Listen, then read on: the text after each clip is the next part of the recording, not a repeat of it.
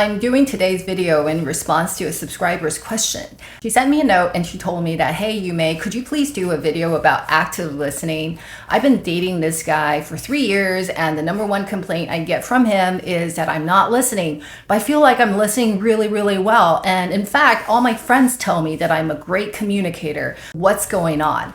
When I saw her note, I laughed out loud on the inside, and then I shared her note with my husband, who also proceeded to laugh. Because early on in our relationship, the number one reason we bicker is that he complains I'm not listening, and I felt like I was listening. In fact, I felt I was listening so well because I could repeat back to him what he just told me word for word.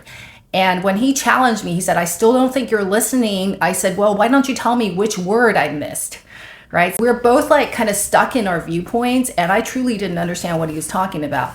It was only later, after doing a lot of research and talking to friends, that I realized, oh my goodness, what he's saying, you're not listening, isn't that I'm not listening to the facts that he conveyed or the words that he said, but I'm not listening for the emotions, the feelings behind what he's saying. A lot of times when a friend or family member or coworker comes to you with a problem or a frustration, they're not actually asking you to help them solve the problem, but they're asking you to understand and empathize with how they feel, because people want to feel understood on the emotional level first.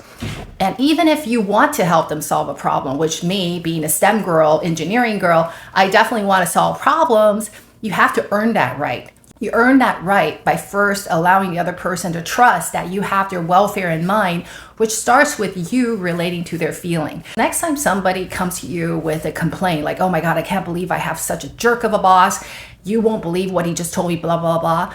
Don't start with the solution. Instead, say, wow, it sounds like you're really frustrated. You first validate their feeling, and then you start by asking clarifying questions. What did you say in response? Showing that you're interested in knowing what actually already happened. And then thirdly and lastly is you would say, well, I can understand why you would feel that way. Anybody in your situation would feel that way. I would feel that way too. And in fact, I thought you handled it really well.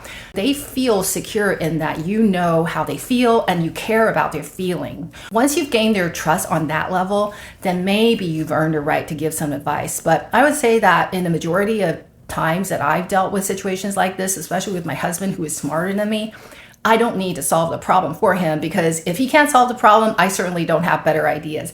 But if I just help him feel understood, then he himself feels better and he is empowered to solve the problem himself.